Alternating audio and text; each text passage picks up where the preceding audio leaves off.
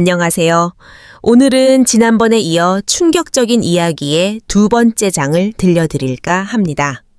한 치 앞도 예상할 수 없는 반전의 연속, 숨 막히는 긴장감 속으로 여러분을 초대합니다. 이야기의 끝까지 함께 해주시길 바라며 저희 채널 구독과 좋아요 잊지 말아주세요. 여러분의 응원은 제게 가장 큰 힘이 됩니다. 그날은 새벽 3시였습니다. 깊은 잠에 빠져있던 제가 문득 잠에서 깬 건 거칠고 다급한 문, 두드림 소리 때문이었습니다.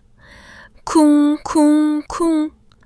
적막한 새벽 공기를 가르며 온 집 안을 흔들었습니다. 처음엔 꿈인 줄 알았습니다. 70이 넘은 늙은 윤희 할머니가 새벽에 누구를 만나겠어요? 하지만 이내 할머니, 할머니 하는 다급한 목소리가 들려왔습니다.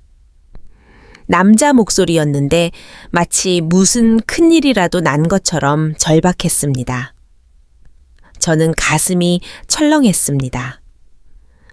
혹시 무슨 사고라도 났나 싶어 후다닥 일어나 문으로 달려갔죠. 누구세요? 할머니, 저예요. 지훈이요. 1층 지훈. 아, 지훈이었구나. 그제야 안심이 되었습니다.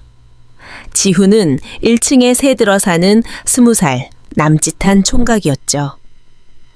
혼자 살면서 야간 아르바이트를 하는 조용한 아이였습니다.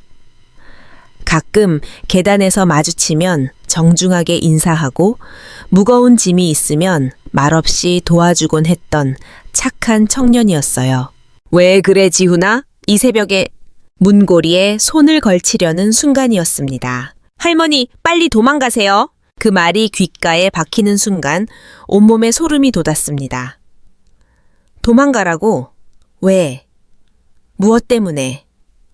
머릿속이 하얘졌습니다. 하지만 이상하게도 몸이 먼저 반응했습니다. 손이 저절로 움직여 현관문 빗장을 풀고 있었습니다. 문을 열자 지훈의 창백한 얼굴이 보였습니다. 평소와는 완전히 달랐습니다. 눈이 동그랗게 커져 있었고 이마에는 식은땀이 송골송골 맺혀 있었습니다. 숨을 헐떡이며 제 손목을 잡더니 이렇게 말했어요. 지금 당장 빨리요. 무서운 일인데? 나중에 설명할게요. 지금은 그럴 시간이 없어요. 지훈의 목소리에 담긴 절박함이 저를 완전히 깨웠습니다. 이건 장난이 아니었습니다. 정말로 급박한 상황이었죠. 저는 더 이상 묻지 않고 급히 가방 하나를 들고 나섰습니다. 생각해보니 그 가방에는 통장과 도장, 그리고 몇 푼 안 되는 현금이 전부 들어 있었습니다. 평생의 재산이랄까요. 지훈이 제 팔을 붙잡고 계단을 내려갔습니다. 그의 손이 덜덜 떨리고 있다는 것이 느껴졌습니다. 무서워하고 있었던 거예요. 그 모습을 보니 저도 덩달아 가슴이 두근거리기 시작했습니다. 지훈아, 도대체 무슨 일이? 스위스. 지훈이 제 입에 손가락을 가져다 댔습니다. 그리고는 귀를 기울이더니 고개를 끄덕였습니다. 뭔가를 확인한 것 같았어요. 뒷문으로 나가요? 빨리요. 우리는 건물 뒤편으로 돌아 골목으로 나섰습니다. 새벽 공기가 차갑게 뺨을 스쳤습니다. 가로등 불빛이 희미하게 길을 비추고 있었고 고양이 한 마리가 쓰레기통을 뒤지다가 우리를 보고 도망가더군요. 모든 것이 평소와 다름없는 평범한 새벽이었습니다. 그런데 왜 이렇게 뛰어나와야 했을까요? 그때였습니다. 쿵! 제가 살던 2층에서 무거운 소리가 들렸습니다. 뭔가 단단한 것이 바닥에 떨어지는 소리 같았습니다. 지훈과 저는 동시에 위를 올려다봤어요. 제 방 창문으로 희미한 불빛이 새어 나오고 있었습니다.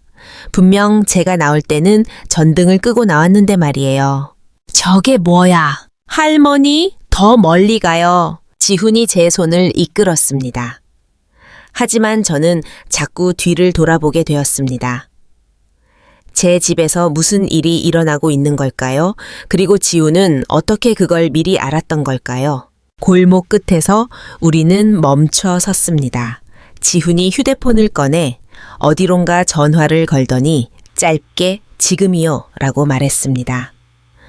그리고는 전화를 끊고 저를 돌아봤습니다. 그의 얼굴이 가로등 불빛에 어둡게 반쪽이 가려져 보였습니다. 마치 영화의 한 장면 같았습니다. 긴장감이 흐르는 밤의 장면 말이에요. 사실은 지훈이 말을 시작하려는 순간 저 멀리서 차 소리가 들렸습니다. 검은 승용차 한 대가 우리가 살던 건물 앞에 멈춰 섰습니다. 차에서 2명의 남자가 내렸습니다. 어둠 속이라 얼굴은 보이지 않았지만 뭔가 심상치 않은 분위기였습니다. 저 사람들이 누구야? 할머니, 가족이에요? 지훈의 대답에 저는 순간 숨이 막혔습니다. 가족이라고? 새벽 3시에 남의 집에 침입하는 게 가족이라고요? 하지만 곧 끔찍한 추측이 머릿속을 스쳤습니다. 혹시 그 가족이라는 게 설마 내 며느리 민영이와 아들 준서? 그 순간 온몸의 피가 거꾸로 도는 것 같았습니다. 민영이와 준서가 새벽에 제 집에 왔다고요? 그것도 이렇게 몰래? 갑자기 지난 몇 달간의 일들이 파노라마처럼 떠올랐습니다. 며느리가 자꾸 요양원 이야기를 꺼냈던 것, 아들이 전화도 받지 않았던 것, 그리고 무엇보다 지훈이 저한테 이상한 질문들을 했던 것까지 지훈아, 너는 어떻게 해? 할머니, 일단 안전한 곳으로 가요. 가면서 천천히 말씀드릴게요. 우리는 24시간 찜질방 쪽으로 걸어갔습니다. 뒤돌아보니 제 집 2층 창문에 여전히 불이 켜져 있었습니다. 저 안에서 지금 무슨 일이 벌어지고 있는 걸까요? 그리고 만약 제가 그 방에 그대로 있었다면 상상만 해도 등골이 서늘해졌습니다. 새벽 바람이 불어와 제 잠옷자락을 흔들었습니다.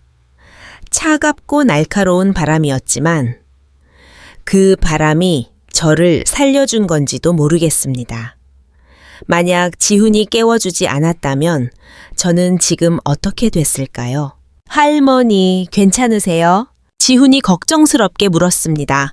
그제야 제가 부들부들 떨고 있다는 것을 깨달았습니다. 무서움 때문만이 아니었어요. 분노 때문이기도 했죠. 제가 10달 동안 뱃속에 품고 키운 아들이 제가 며느리라고 부르며 사랑했던 여자가 저를 이렇게 대한다는 사실에 가슴이 미어졌습니다. 하지만 동시에 다행이라는 생각도 들었습니다. 지훈이라는 천사 같은 총각 덕분에 목숨을 구했으니까요. 만약 이 아이가 없었다면 저는 지금쯤 고마워요, 지훈아. 제가 떨리는 목소리로 말하자 지훈이 씁쓸하게 웃었습니다. 아직 고마워하시기엔 일러요, 할머니. 이제 시작이거든요. 그 말이 무슨 뜻인지 물어보려던 찰나 찜질방에 도착했습니다. 따뜻한 불빛이 새어 나오는 입구를 보니 비로소 안심이 되었습니다. 살았구나 하는 생각이 들었죠. 하지만 지훈의 말이 계속 맴돌았습니다. 이제 시작이라고? 도대체 무엇의 시작이라는 걸까요? 찜질방 로비의 형광등 불빛 아래에서 지훈의 얼굴을 제대로 본 건 그때가 처음이었습니다. 생각보다 훨씬 진지하고 단단한 표정이었습니다. 평소에 순진해 보이던 총각의 모습은 온데간데 없었어요. 할머니, 이제 정말로 모든 걸 말씀드릴게요. 지훈이 심각한 표정으로 말했습니다. 하지만 들으시고 나면 많이 충격받으실 거예요. 정말 들으실 건가요? 저는 고개를 끄덕였습니다. 이미 여기까지 왔는데 뭘 더 망설이겠어요? 게다가 제 목숨이 걸린 문제인데 진실을 알 권리가 있잖아요. 그래, 말해봐. 지훈이 깊이 숨을 들이쉬더니 입을 열었습니다. 할머니. 며느리분 민영, 이 할머니를 죽이려고 하고 있어요. 그 말이 떨어지는 순간 찜질방의 모든 소음이 사라진 것 같았습니다. 에어컨 돌아가는 소리도, 밤늦게 찜질방에 온 사람들의 발소리도, 심지어 제 숨소리까지도 모든 게 정지된 것 같았습니다. 세상이 멈춰버린 것 같은 그 순간, 저는 단 하나의 질문만 할 수 있었어요. 왜? 지훈의 그 한마디가 제 가슴에 비수처럼 꽂혀왔습니다. 며느리분이 할머니를 죽이려고 하고 있어요. 찜질방 로비에 따뜻한 불빛 아래서도 온몸이 얼어붙는 것 같았습니다. 죽이려고 한다고요? 민영이가 저를요? 아무리 사이가 안 좋다고 해도 설마 그런 끔찍한 생각까지 할까요? 할머니, 일단 앉으세요. 지훈이 제 팔을 부축해 로비 한쪽 소파에 앉혀 넣습니다. 제 다리가 후들후들 떨리고 있다는 것을 그때 깨달았습니다. 충격이 너무 컸던 거죠. 천천히 말씀드릴게요. 하지만 그 전에 먼저 할머니의 이야기부터 들어야겠어요. 지훈이 조심스럽게 말했습니다. 며느리분과 언제부터 사이가 안 좋으셨나요? 그 질문을 받고 보니 참 복잡한 심정이 들었습니다. 언제부터였을까요? 처음엔 정말 좋았거든요. 처음엔 아니었어. 제가 중얼거리듯 말했습니다. 그러자 마치 댐이 터진 것처럼 지난 일들이 쏟아져 나오기 시작했습니다. 민영이를 처음 본 건 5년 전이었습니다. 그때를 떠올리니 마음이 복잡해졌습니다. 아들 준서가 데려왔을 때 정말 반가웠거든요.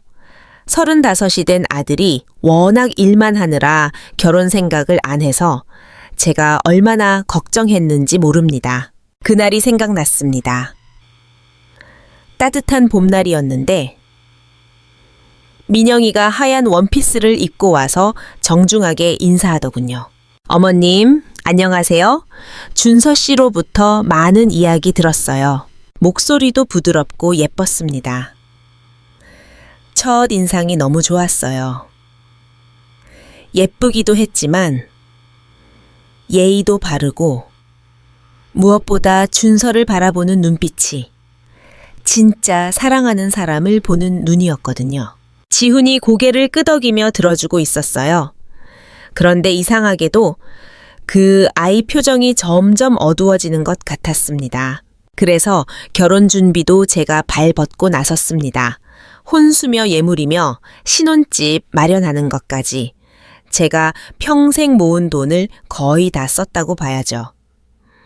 당시 제 통장에 있던 3억 원을 거의 다 털어서 준선의 신혼집을 마련해줬어요.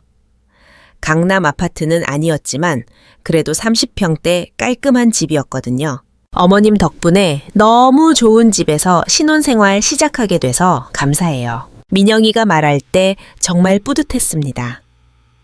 그런데 결혼하고 나서부터 조금씩 달라지기 시작했어요. 처음엔 아주 작은 것들이었습니다. 명절에 와서 어머님, 이건 요즘 젊은 사람들은 안 해요 라고 하면서 제가 준비한 차례상에 이것저것 트집을 잡더라고요. 처음엔 요즘 젊은 사람들은 다 그런가 보다 했는데 시간이 지날수록 심해졌어요. 그 다음엔 아예 명절에 오지 않더군요. 핑계는 항상 있었어요. 민영이 집 부모님이 아프시다거나 민영이가 회사 일이 바쁘다거나 그래도 참았어요. 며느리 입장에서도 힘들 수 있다고 생각했거든요. 요즘 젊은 사람들은 다 그런 거라고, 준서가 행복하면 그만이라고 스스로를 달랬죠. 그런데 작년에 윤희 할머니 남편이 돌아가시고 나서부터는 정말 노골적으로 변했어요. 남편이 암으로 세상을 떠났을 때 민영이가 한 말이 지금도 생생합니다. 어머님, 이제 혼자 사시기 힘드시죠? 저희랑 같이 사시는 게 어때요? 그때는 정말 고마웠습니다. 혼자 남겨진 게 막막했거든요. 하지만 같이 산 지 한 달도 안 돼서 후회하기 시작했습니다. 민영이는 제가 하는 모든 일에 간섭했어요. 요리하는 것부터 시작해서 TV 보는 것, 친구들 만나는 것까지. 어머님, 그 반찬은 짜요? 어머님, 그 프로그램 너무 시끄러워요. 어머님, 요즘 코로나 때문에 밖에 나가시면 안 돼요. 급기야는 제가 30년 동안 운영했던 한정식집까지 정리하라고 하더군요. 한정식집은 제 자부심이었습니다. 남편이 아플 때도 그 집 덕분에 병원비를 댈 수 있었고 준서 대학 등록금도 거기서 나온 돈이었거든요. 그런데 민영이가 요즘 같은 시대에 그런 낡은 장사는 안 맞아요. 정리하시고 편하게 지내세요라고 했을 때 정말 화가 났습니다. 하지만 가장 충격적이었던 건 제 목소리가 떨렸습니다. 지금 생각해도 가슴이 미어지는 일이었거든요. 준서가 완전히 민영이 편이 되었다는 거였습니다. 제가 민영이와 의견이 다를 때마다 준서는 항상 민영이 말만 들었어요. 엄마, 민영이 말이 맞아. 요즘 세상이 어떤 세상인데 그런 고집을 부려? 심지어 엄마가 너무 구시대적이야. 좀 변해야 되는 거 아니야? 라고까지 하더군요. 제가 10달 동안 뱃속에 품고 25해 동안 키운 아들이 고작 2년 사귄 여자 편만 들다니. 그때 정말 허탈했습니다. 그러다가 결정타가 된 건 지난 겨울이었습니다. 그날도 지금처럼 추운 겨울이었어요. 제가 감기에 걸려 열이 펄펄 끓고 있었는데 민영이가 어머님, 병원에서 코로나 검사 받으세요. 우리까지 옮으면 안 되거든요. 라고 하더군요. 그것도 모자라서 검사 결과 나올 때까지 방에서 나오지 말라고 했습니다. 이틀 동안 방에 갇혀 있는데 아무도 안부조차 묻지 않았습니다. 물 한 잔, 죽 한 그릇 갖다 주는 사람이 없었어요. 화장실 가는 것도 눈치를 봐야 했고 기침 한 번 하면 민영이가 어머님 하고 소리를 질렀습니다. 그때 정말 서러웠습니다. 이게 가족인가 싶었죠. 코로나 검사 결과가 음성으로 나왔는데도 민영이는 계속 의심스럽다는 표정이었습니다. 그리고 그날 밤 준서랑 민영이가 나누는 대화를 우연히 들었어요. 그날 밤 화장실에 가려고 방문을 살짝 열었는데 거실에서 준서와 민영이가 이야기하고 있었습니다. 여보, 어머님이 계속 이러시면 우리 생활이 너무 힘들어. 그러게, 맨날 간섭하고 우리 사생활도 없고 차라리 어머님 혼자 사시는 게 낫지 않을까? 그러면 우리도 편하고. 그거 좋겠어. 요양원도 있고 하니까. 요양원이라고요? 제가 아직 정신도 멀쩡하고 몸도 건강한데 요양원에 보내겠다고요? 그 순간 정말 눈앞이 캄캄해졌습니다. 다음 날 아침 준서가 저한테 와서 말하더군요. 엄마, 우리 잠깐 떨어져서 살아보는 게 어때? 정중한 말투였지만 결국 쫓아내겠다는 뜻이었습니다. 제가 왜? 내가 뭘 잘못했는데? 라고 물었더니 준서가 한숨을 쉬면서 엄마도 알잖아. 세대 차이 때문에 자꾸 부딪히게 되고 라고 하더군요. 결국 저는 집에서 나왔습니다. 그렇게 해서 월세 30만 원짜리 그 작은 방에서 혼자 살게 된 거였어요. 준서가 생활비로 한 달에 50만 원씩 보내주긴 했지만 그것도 점점 줄어들더군요. 처음엔 50만 원, 그 다음엔 40만 원, 최근엔 30만 원까지. 그런데 한 달 전부터 민영이가 자꾸 이상한 말을 하기 시작했어요. 어머님, 요양원 한번 구경해 보시는 게 어때요? 요즘 시설이 정말 좋아졌거든요. 어머님, 연세도 있으시고 혼자 사시기 위험하잖아요. 집도 파시고 요양원으로 가시면 여생을 편안하게 사실 수 있어요. 집을 팔라고요? 제가 평생 모아서 산 그 집을 팔고 요양원에 들어가라고요? 그래서 제가 단호하게 거절했습니다. 내 집은 절대 안 판다. 내가 죽으면 준서 줄 거니까 걱정 말아라. 그랬더니 민영이 표정이 싸늘하게 변하더군요. 그때까지만 해도 단순히 기분이 상했나 보다 했는데 그 후로 며칠 지나서 지훈이 저한테 이상한 질문을 하기 시작했어요. 할머니, 혹시 며느리분이 할머니한테 이상한 음식이나 음료수 같은 거 자꾸 갖다 드리지는 않아요? 할머니, 며느리분이 할머니 방에 혼자 있을 때가 있나요? 할머니, 며느리분이 할머니 약 같은 걸 챙겨주시나요? 처음엔 왜 이런 걸 묻나 싶었는데 지금 생각해보니 지훈이 뭔가 눈치챈 게 있었던 것 같아요. 지훈아, 내 어는 어떻게 그런 걸 알았던 거야? 제가 물어보자 지훈이 깊은 한숨을 쉬었습니다. 할머니, 사실 저는 우연히 며느리분과 아드님의 대화를 들었어요. 무서운 대화? 할머니를 어떻게 처리할지에 대한 대화요. 처리라고요? 저를 무슨 물건처럼요? 일주일 전이었어요. 밤늦게 아르바이트에서 돌아오는데 1층 제 방 앞으로 차가 한 대 와 있더라고요. 처음 보는 차였는데 안에서 목소리가 들렸어요. 지훈이 말을 계속했습니다. 이제 더 이상 미룰 수 없어. 집도 안 팔겠다고 하고 요양원도 안 가겠다고 하고 이런 소리가 들렸어요. 며느리분 목소리였죠. 그랬더니 아드님이 그럼 어떻게 하지? 라고 하더군요. 그때 다른 남자 목소리가 들렸어요. 사고로 만들면 되지. 보험금도 나오고 이런 말이요. 그 순간 제 머릿속이 하얘졌습니다. 사고로 만든다고요? 보험금이라고요? 그래서 제가 며칠 동안 지켜봤어요. 혹시 제가 잘못 들었나 싶어서요. 그런데 지훈의 목소리가 떨렸습니다. 오늘 새벽에 그 사람들이 정말로 왔어요. 아드님이랑 며느리분 그리고 처음 보는 남자 한 명이요. 그래서 급하게 할머니를 깨운 거예요. 모든 게 이해되었습니다.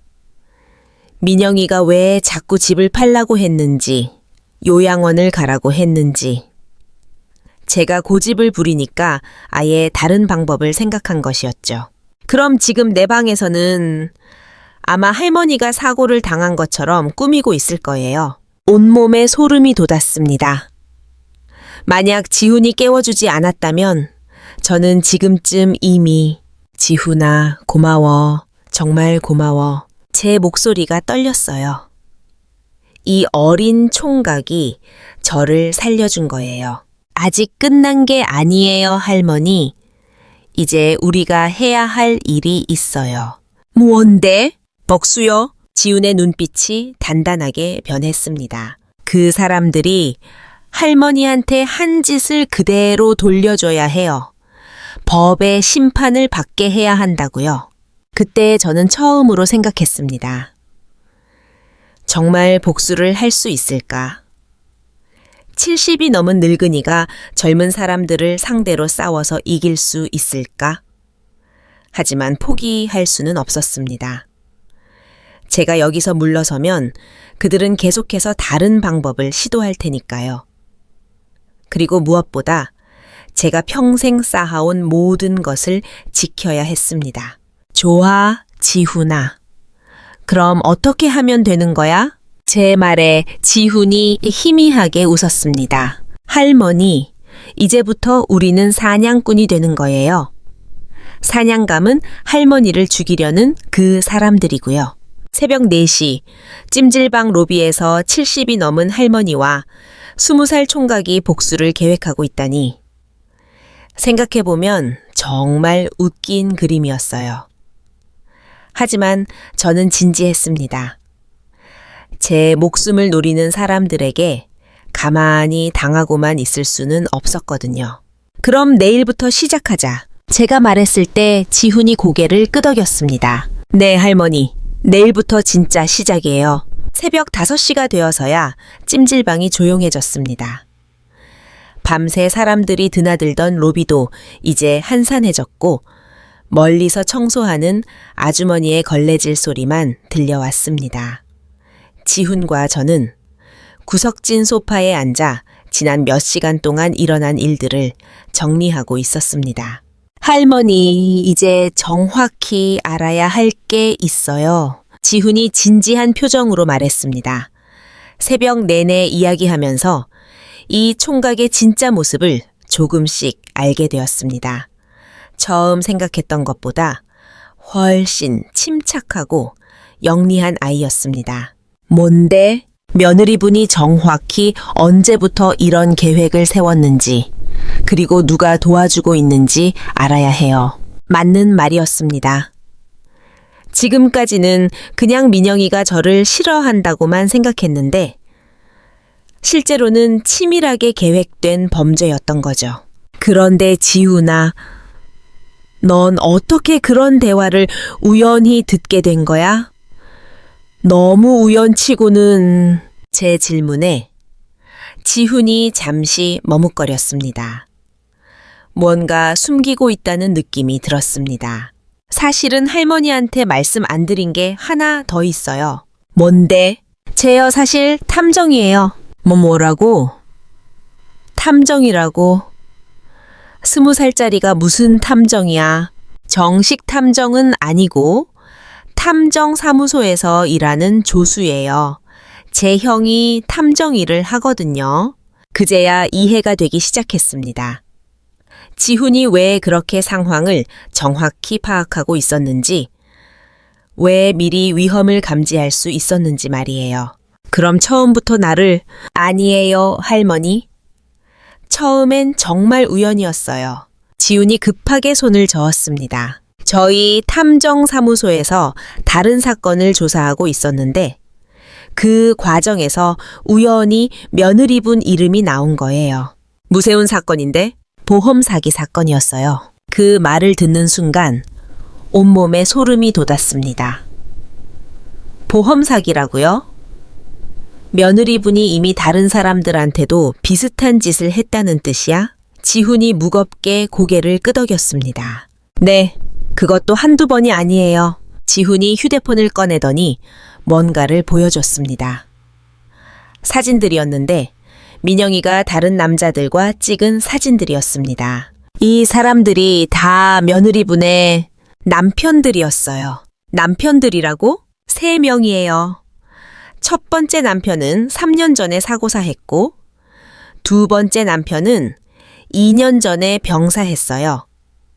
모두 거액의 보험금이 나왔죠. 제 머릿속이 하얘졌습니다. 그럼 준서는 3번째라는 뜻인가요? 그런데 이상한 건 3사람 다 결혼한 지 1년 안에 죽었다는 거예요. 그리고 모두 민영이가 보험금 수혜자였고요. 그럼 준서도, 네, 아드님도 위험해요. 며느리분의 패턴을 보면 보통 결혼 1년 후에 남편을 없애고 그 다음에는 시어머니를 타깃으로 잡더라고요. 왜냐하면 시어머니가 가진 재산까지 모두 차지하려는 거였어요. 그래서 저한테 집을 팔라고 요양원에 가라고 그렇게 조르고 졸랐던 거였던 거죠. 그럼 내가 집을 팔지 않겠다고 하니까 할머니를 직접 제거하려는 거죠. 정말 소름 끼치는 이야기였습니다. 민영이가 단순히 저를 싫어해서가 아니라 처음부터 계획적으로 우리 가족에게 접근한 거였다니. 그런데 지훈아, 그럼 경찰한테 신고하면 되잖아? 그게 문제예요, 할머니. 지금까지는 모든 게 사고나 자연사로 처리되었거든요. 증거가 부족해요. 그럼 어떻게 해야 하는데? 현행범으로 잡아야 해요. 실제로 범죄를 저지르는 순간에 지훈의 계획은 이랬습니다. 저를 미끼로 사용해서 민영이가 실제로 범죄를 저지르도록 유도하고 그 순간을 증거로 잡는 것이었죠. 위험하지 않을까? 저희가 완벽하게 준비할 거예요. 할머니가 다치는 일은 절대 없을 거예요. 하지만 제가 걱정하는 것은 제 안전만이 아니었습니다. 그런데 준서는 어쩌지? 설마 준서도 같이 처벌받는 거야? 지훈이 잠시 말을 멈췄습니다. 그리고는 조심스럽게 입을 열었습니다. 할머니, 아드님도 이미 며느리분의 계획에 동조하고 있어요. 뭐라고? 제가 들은 대화에서 아드님도 할머니를 제거하는 것에 찬성한다고 했어요. 그 말을 듣는 순간 정말 눈앞이 캄캄해졌습니다. 준서까지? 제가 목숨 걸고 키운 아들까지 저를 죽이려 한다고요? 아니야. 준서는 그런 애가 아니야. 할머니, 현실을 받아들이셔야 해요. 지훈이 제 손을 잡더니 말했습니다. 지금 아드님은 며느리분한테 완전히 세뇌된 상태예요. 며느리분이 어머님이 우리를 괴롭힌다. 어머님 때문에 우리가 힘들다라고 계속 주입시켰을 거예요. 생각해보니 맞았습니다. 준서가 저한테 차갑게 대하기 시작한 건 민영이와 결혼한 이후였거든요. 특히 작년에 같이 살기 시작하면서부터는 완전히 다른 사람이 되었습니다. 그럼 준서도 공범이라는 뜻이야? 배업적으로는 그렇게 될 수밖에 없어요. 온몸에 힘이 쭉 빠졌습니다. 며느리야 처음부터 남이었지만 준서는 제 아들인데 그 아들이 저를 죽이려 한다니. 할머니, 괜찮으세요? 지훈이 걱정스럽게 물었습니다. 제가 너무 충격을 받은 모습이었나 봅니다. 괜찮아. 그냥 생각보다 충격이 커서. 사실 괜찮지 않았습니다. 가슴이 찢어질 것 같았거든요. 하지만 지금 무너질 때가 아니었어요. 살아남아야 했고 그들의 음모를 막아야 했어요. 지훈아, 그럼 이제 구체적으로 어떻게 할 거야? 일단 할머니는 며칠 동안 숨어 계셔야 해요. 그동안 저희가 증거를 수집하고 함정을 준비할 거예요. 어디서 숨어? 저희 탐정사무소에 안전한 곳이 있어요. 거기서 지내시면 돼요. 지훈이 일어나면서 말했습니다. 그리고 할머니, 한 가지 약속해 주셔야 해요. 뭔데? 절대로 혼자 행동하지 마세요. 며느리분은 지금 할머니가 죽었다고 생각하고 있을 거예요. 만약 할머니가 나타나면 다른 방법으로라도 없애려고 할 테니까요. 맞는 말이었습니다. 지금 민영이는 저를 처치했다고 생각하고 있을 텐데 갑자기 제가 나타나면 당황할 거예요. 그러면 더 위험한 방법을 쓸지도 모릅니다. 알겠어. 내 말대로 할게. 그럼 이제 가요. 형한테 연락해서 차 보내달라고 할게요. 우리는 찜질방을 나섰습니다. 밖은 여전히 어두웠지만 동쪽 하늘이 조금씩 밝아오고 있었습니다. 새벽 공기가 차갑게 뺨을 스쳤어요. 할머니, 후회 안 하세요? 길을 걸으면서 지훈이 물었습니다. 뭘? 아대우님까지 처벌받을 수도 있는데 잠시 생각해 봤습니다. 준서는 제 아들이에요. 제가 10달 동안 뱃속에 품고 25해 동안 키운 소중한 아들. 그런 아들이 감옥에 갈 수도 있다고 생각하니 가슴이 아팠습니다. 하지만 더 중요한 건 진실이었어요. 그리고 정의였고요. 후회 안 해. 제가 단호하게 말했습니다. 잘못한 사람은 처벌받아야 해. 그게 내 아들이라고 해도 말이야. 지훈이 고개를 끄덕였습니다. 할머니가 정말 대단하세요. 대단하긴. 그냥 살고 싶을 뿐이야. 그때 검은색 승용차 한 대가 우리 앞에 멈춰 섰습니다. 지훈이 손을 흔들자 차 안에서 사람이 내렸습니다. 지훈보다 조금 키가 큰 남자였는데 아마 지훈이 말한 형인 것 같았습니다. 형, 이분이 제가 말씀드린 할머니예요. 안녕하세요, 할머니. 저는 한민이라고 해요. 지훈이 형이고 탐정 일을 하고 있어요. 고생 많으셨을 거예요. 차에 타세요. 한민이라는 청년이 정중하게 인사했습니다. 지훈과 비슷하게 생겼는데 더 성숙해 보였습니다. 차 안은 따뜻했습니다. 히터가 켜져 있어서 얼었던 몸이 조금씩 녹는 것 같았습니다. 할머니, 지금부터 며칠 동안 힘드실 거예요. 한민이 백미러로 저를 보며 말했습니다. 하지만 끝까지 버텨주시면 반드시 정의를 구현해 드릴게요. 고마워요, 한민 씨. 정말 고마웠어요. 이 낯선 형제가 제 목숨을 구해줬을 뿐만 아니라 악한 사람들을 처벌하기 위해서까지 도와주다니. 차가 도시를 가로질러 달렸습니다.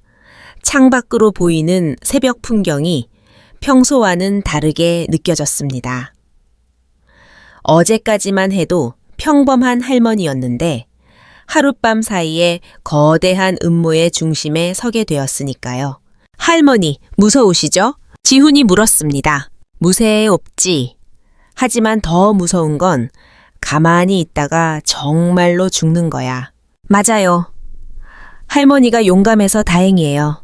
용감하다니요? 저는 그냥 살고 싶었을 뿐인데. 그런데 한민 씨, 구체적으로 어떤 계획이 있는 거예요? 일단 며느리분의 과거 행적을 더 자세히 조사해야 해요. 그리고 오늘 밤에 할머니 방에서 무슨 일이 일어났는지도 확인해야 하고요. 내 방에서 뭘 했는지 어떻게 알아요? CCTV가 있어요. 건물 입구와 복도에. 그리고 제가 어젯밤에 미리 할머니 방 주변에 소형 녹음기를 설치해뒀거든요. 정말 치밀하게 준비했구나 싶었어요. 이 형제들이 아니었으면 저는 정말 위험했을 겁니다. 그럼 이제 우리가 할 일은 증거를 수집하고 그들이 다시 저를 노리도록 유도하는 거야. 맞아요. 하지만 이번엔 우리가 준비된 상태에서 맞이하는 거죠. 차가 한적한 건물 앞에 멈춰 섰습니다. 한민 탐정사무소라는 간판이 보였습니다.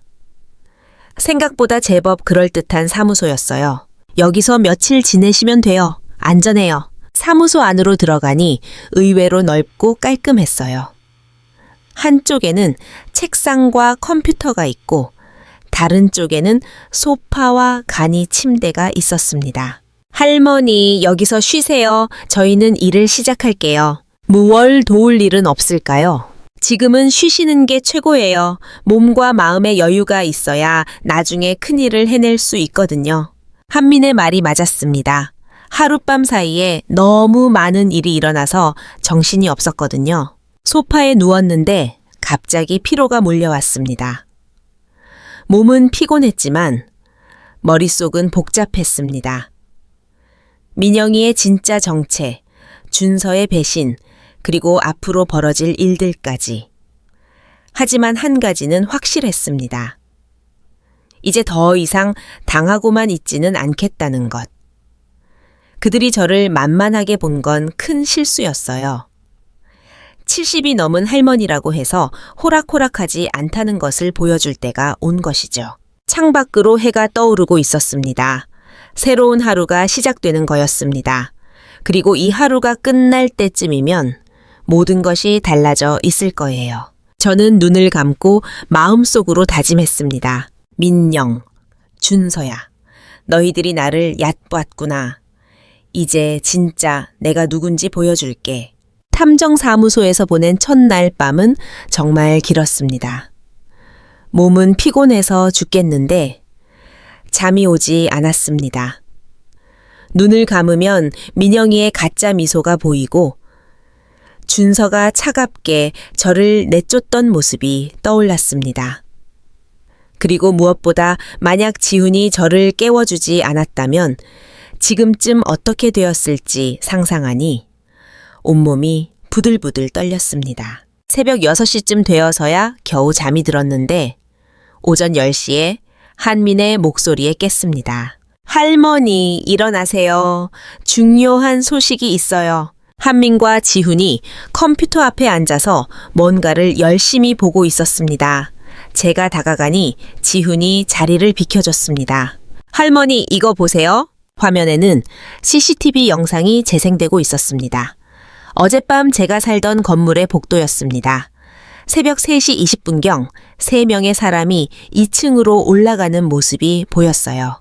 제어 사람들이, 네, 아드님과 며느리분, 그리고 낯선 남자 1명이에요. 화면 속의 민영이는 평소와 완전히 다른 모습이었습니다.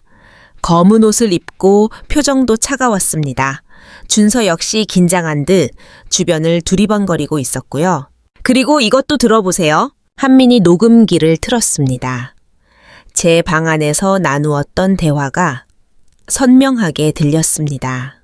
어머니는 어디 간 거야? 준서의 목소리였습니다. 분명히 자고 있었을 텐데 설마 눈치챈 건 아니겠지? 아니야, 불가능해. 우리가 너무 조심스럽게 했는걸? 민영이의 목소리였습니다. 그런데 그 목소리가 평소와는 완전히 달랐습니다. 차갑고 계산적이었습니다. 그럼 어디 갔을까? 혹시 화장실이나 부엌에 있나? 찾아봤는데 없어. 이상해. 그 다음에 들린 건 제3의 남자 목소리였어요. 계획을 바꿔야겠군. 일단 여기서 사고가 났던 것처럼 만들자. 무서운 사고? 추락사. 창문에서 떨어진 것처럼. 제 온몸에 소름이 돋았습니다. 추락사라고요? 정말로 저를 죽이려 했던 거네요. 그런데 시체가 없는데 어떻게 나중에 찾을 거라고 하면 돼.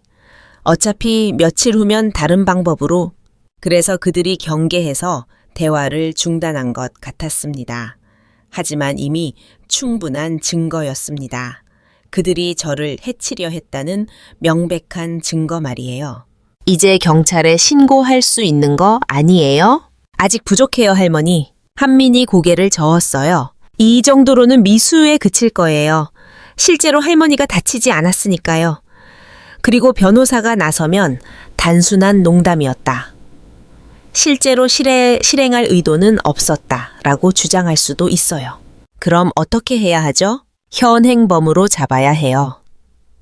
실제로 범죄를 저지르는 순간에 한민의 계획은 이랬습니다. 며칠 후 제가 다시 나타나서 그들을 당황하게 만들고 그들이 다시 저를 해치려고 시도하는 순간을 잡는 거였습니다. 위험하지 않을까요? 저희가 완벽하게 준비할 거예요. CCTV, 녹음기, 그리고 경찰까지. 할머니가 다치는 일은 절대 없을 거예요. 그런데 어떻게 그들이 다시 저를 노리도록 만들 거예요? 할머니가 살아있다는 걸 알려주면 돼요. 그럼 그들은 당황해서 반드시 움직일 거예요. 지훈이 설명을 이어받았습니다. 그런데 할머니, 한 가지 각오하셔야 할 게 있어요. 뭔가요? 아드우님도 처벌받게 될 거예요. 그 말을 듣고 한참 생각했습니다. 준서는 제 아들이에요. 하지만 그 아들이 저를 죽이려 했다는 사실도 변하지 않고요. 괜찮아요. 잘못한 건 잘못한 거니까 정말 후회 안 하실 거예요? 후회요? 오히려 다행이에요. 제 대답에 한민과 지훈이 놀란 표정을 지었어요. 이제서야 준서가 어떤 아이인지 제대로 알게 됐거든요. 평생 착한 아들이라고 생각했는데 사실은 제 재산만 노리고 있었던 거네요. 사실 마음이 아프지 않다면 거짓말이에요. 하지만 분노가 더 컸습니다. 어떻게 자식이 어미를 죽이려 할 수 있어요? 그럼 이제 구체적인 계획을 세워봐요. 한민이 종이를 꺼내더니 뭔가를 적기 시작했습니다. 일단 할머니가 다시 나타나는 방법부터 정해야 해요. 어떻게요? 가장 자연스러운 건 할머니가 친구 댁에서 지냈다고 하는 거예요. 그래서 오늘 집에 돌아왔는데 방이 어수선해져 있어서 이상했다고. 그럼 그들이 의심하지 않을까요? 의심하겠지만 확신할 수는 없을 거예요. 설마 자기들의 계획이 발각되었을 거라고는 생각 못할 테니까요. 지훈이 덧붙였습니다. 그리고 할머니가 살아있다는 걸 확인하는 순간 그들은 반드시 다음 계획을 세울 거예요. 다음 계획? 대오 확실한 방법으로 할머니를 제거하려고 할 거예요.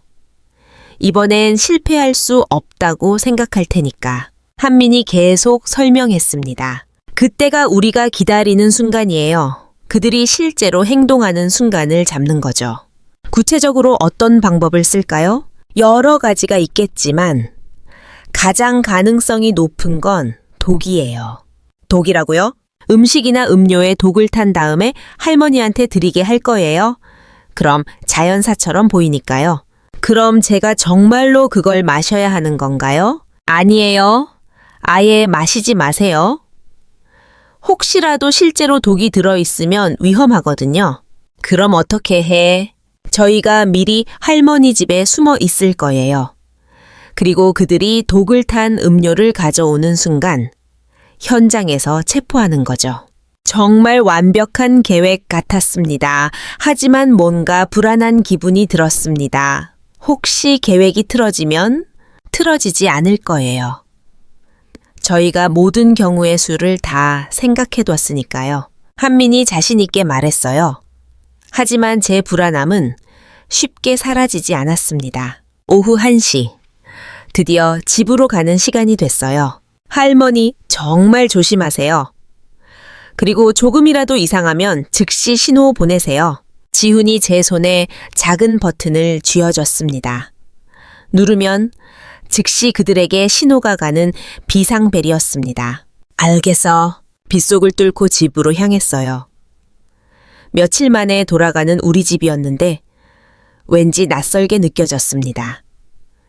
이제는 더 이상 안전한 집이 아니라 생사가 결정될 전쟁터 같았어요.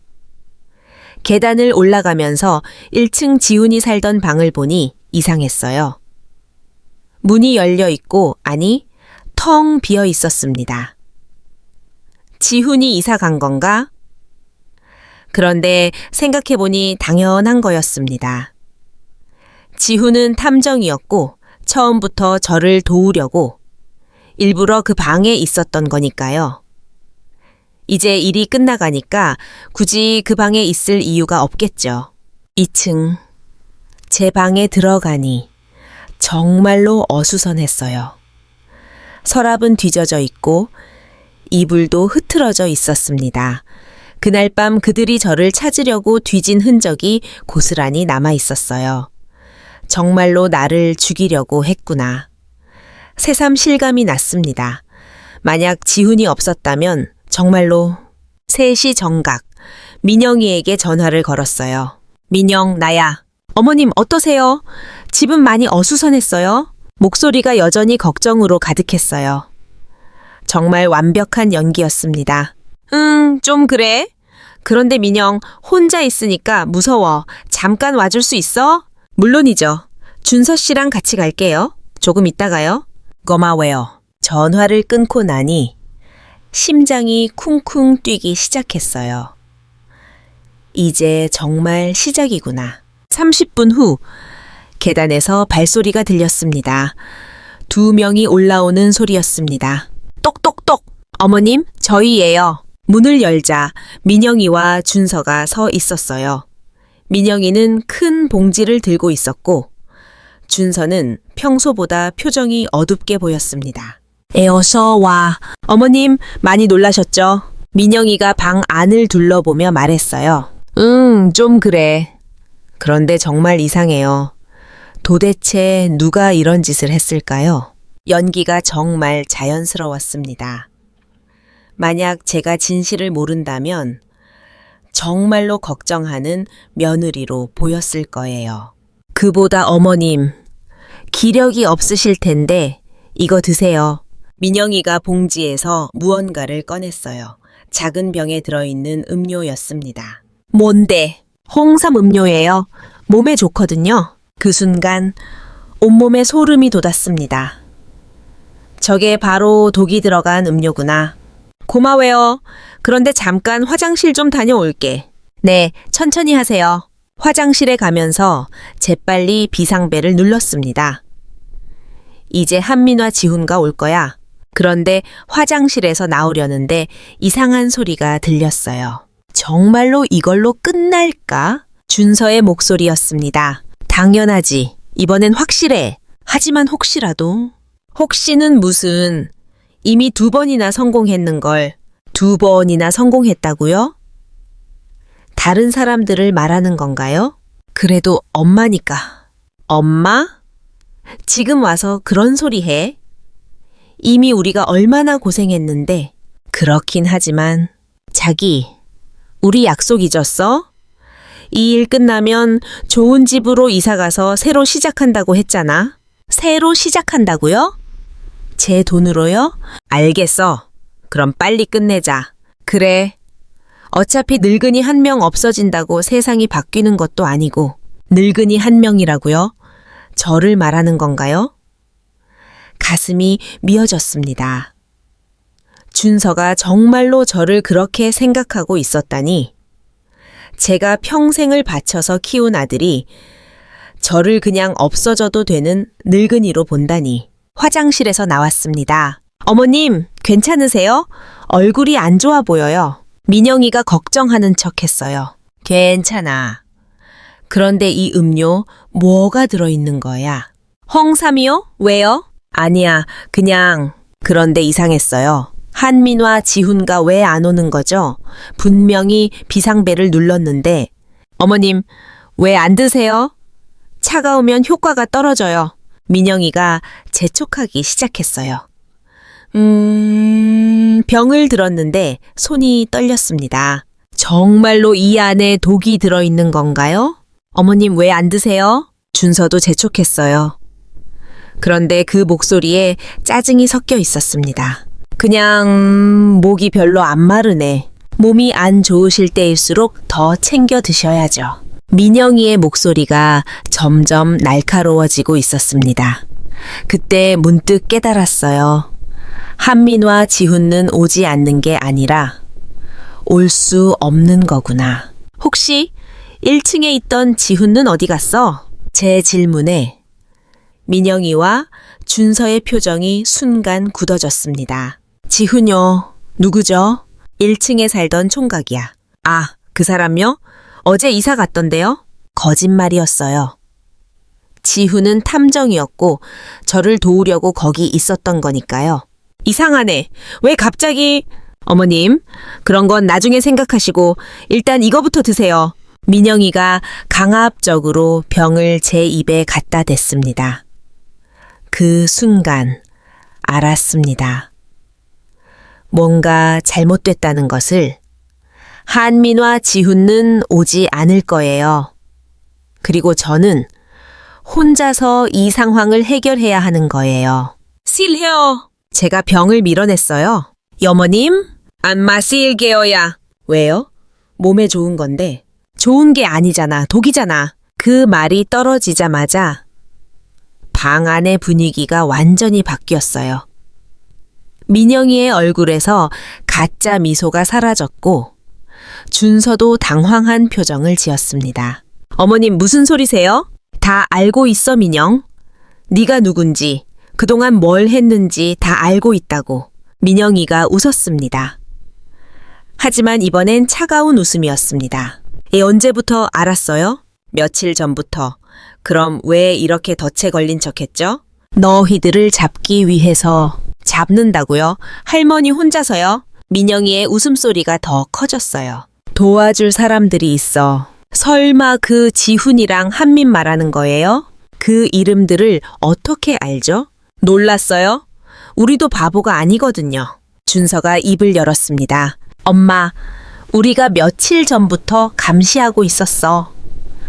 탐정사무소에 들어가는 것도 다 봤고. 뭐라고요? 그리고 오늘 오기 전에 그들을 먼저 처리했어. 처리했다고요? 무슨 소리야? 걱정하지 마세요, 어머님. 곧 그들과 만날 수 있을 거예요. 민영이가 소름 끼치게 웃었습니다. 같은 곳에서 말이에요. 그 순간 모든 게 무너져 내리는 것 같았습니다. 한민과 지훈이 정말로? 거짓말이야. 교짓말이 아니에요. 확인해보고 싶으시면 민영이가 휴대폰을 꺼내서 뭔가를 보여줬어요. 사진이었는데 제 다리에서 힘이 쭉 빠졌습니다. 이제 이해하시겠어요? 할머니를 도와줄 사람은 아무도 없어요. 정말로 끝인 건가요? 정말로 아무도 저를 도와주지 않는 건가요? 그럼 내가 죽어야 한다는 거야? 원래 계획대로라면 그랬겠죠. 하지만 상황이 바뀌었으니까. 민영이가 가방에서 다른 걸 꺼냈어요. 주사기였습니다. 이걸로 하면 고통 없이 갈 수 있어요. 안 돼! 저는 문 쪽으로 뛰어갔습니다. 하지만 준서가 막아섰습니다. 엄마 소용없어. 볼 사람도 없고 도와줄 사람도 없어. 준서야, 제발. 미안해, 엄마. 하지만 우리도 살아야 해. 그 순간 정말로 절망했습니다. 아무도 저를 도와주지 않는 상황에서 제 아들과 며느리가 저를 죽이려 하다니. 하지만 포기할 수는 없었습니다. 여기서 죽을 수는 없다고요. 잠깐, 제가 소리쳤어요. 마지막으로 한 가지만 물어봐도 될까? 민영이가 주사기를 들고 있는 손을 잠시 멈췄어요. 뭔데요? 정말로 처음부터 끝까지 다 거짓말이었어? 우리 가족이 된 것도? 민영이가 웃었습니다. 당연하죠. 다 돈 때문이었어요. 그 답변을 듣고 나니 슬픔보다는 분노가 치밀었습니다. 그래, 민영. 넌 내가 만만해 보였구나. 70 넘은 늙은이라고 우습게 봤지? 하지만 틀렸어. 저는 그렇게 만만한 사람이 아니거든요. 제 손에 들고 있던 것은 비상벨이 아니었습니다. 지훈이 만약의 경우를 대비해서 준 호신용 스프레이였습니다. 민영, 네? 이것도 계획에 있었을까? 제가 스프레이를 뿌리는 순간 민영이가 비명을 질렀습니다. 요아! 혼란을 틈타 저는 문으로 뛰어갔어요. 잡아! 준서가 소리쳤지만 이미 늦었어요. 저는 계단을 뛰어 내려가고 있었거든요. 계단을 뛰어 내려가면서 저는 생각했습니다. 정말로 끝인가? 이렇게 도망만 다니다가 결국 잡혀서 죽는 건가? 뒤에서 민영이와 준서의 발소리가 점점 가까워지고 있었습니다. 특히 민영이는 스프레이를 맞아서 그런지 계속 욕설을 퍼부어대고 있었습니다. 이 늙은 년이 어디로 도망가는 거야? 늙은 년이라고요? 방금까지 어머님이라고 부르더니 이제 본색을 드러내는군요. 1층에 도착했을 때 저는 잠시 멈춰 섰습니다. 지훈이 살던 방 문이 열려 있었는데 혹시나 해서 들여다봤습니다. 정말로 텅 비어 있었어요. 하지만 뭔가 이상했어요. 너무 깨끗했거든요. 마치 애초에 아무도 살지 않았던 것처럼. 설마? 그때 뒤에서 민영이의 목소리가 들렸습니다. 차 갔다? 거기서 저는 다시 뛰기 시작했습니다. 건물 밖으로, 비가 내리는 거리로. 그런데 뛰면서 문득 깨달은 게 있어요. 제가 왜 도망만 다니고 있는 거죠? 잘못한 건 저들이대. 왜 제가 숨어 다녀야 해요? 그래, 이제 그만하자. 저는 뛰는 것을 멈추었어요. 그리고 뒤돌아서서 그들을 기다렸습니다. 왜 멈췄어, 엄마? 준서가 숨을 헐떡이며 물었습니다. 대호 이상 도망치기 싫어서. 현명한 선택이에요, 어머님. 민영이가 여전히 주사기를 들고 있었어요. 눈이 빨갛게 충혈되어 있는 게 스프레이를 제대로 맞은 것 같았습니다. 그런데 민영, 궁금한 게 하나 있어. 뭔데요? 한민 씨랑 지훈을 정말로 죽였어? 민영이가 웃었습니다. 궁금해서 죽겠어요? 그럼 직접 확인해 보시죠. 민영이가 휴대폰을 꺼내서 어디론가 전화를 걸었어요. 예정대로 해주세요. 잠시 후 저 멀리서 검은 승용차 한 대가 다가왔습니다. 차에서 2명의 남자가 내렸는데 뒤에서 누군가를 끌고 나왔습니다. 한민 씨와 지훈이었습니다. 두 사람 모두 손이 뒤로 묶여 있고 입에는 테이프가 붙어 있었습니다. 하지만 다행히 살아 있었어요. 이제 이해하시겠어요? 민영이가 득의양양하게 말했어요. 우리가 얼마나 치밀하게 준비했는지. 그럼 처음부터 다 알고 있었다는 거야? 당연하죠. 어머님이 탐정사무소에 들어가는 것부터 다 보고 있었다니까요. 그럼 우리가 세운 모든 계획이 헛수고였다는 뜻인가요? 그런데 왜 지금까지 가만히 있었어? 재밌으니까요. 재밌다고요? 어머님이 열심히 복수 계획 세우는 게 너무 재밌어서 끝까지 지켜본 거예요. 어차피 결과는 뻔하니까. 정말 악독한 여자였습니다. 저희들을 가지고 놀았다는 뜻이잖아요. 그럼 이제 정말 끝인 건가? 그렇죠. 이제 모두 다 같은 곳으로 갈 거예요. 민영이가 주사기를 들고 다가왔어요. 잠깐. 저는 손을 들었어요. 마지막으로 하고 싶은 말이 있어. 뭔데요? 미안해. 뭐가요? 내가 이렇게 될 때까지 모른 척한 것. 민영이가 어이없다는 표정을 지었어요. 지금 와서 그런 소리 해봤자. 아니야. 제가 그의 말을 끊었어요. 내가 미안하다고 한 건 너한테가 아니야. 그럼 누구한테요? 저는 하늘을 올려다봤어요. 우리 남편한테. 아들을 이렇게 못난이로 키워서 미안하다고. 그 순간 준서의 얼굴이 일그러졌어요. 여마. 그리고 내 자신한테도 미안해. 이런 못된 며느리를 받아들여서. 어머님, 닥치세요. 민영이가 소리쳤어요. 이제 그만 조용히. 마지막으로 하나만 더. 너희들한테도 미안해. 우리한테요?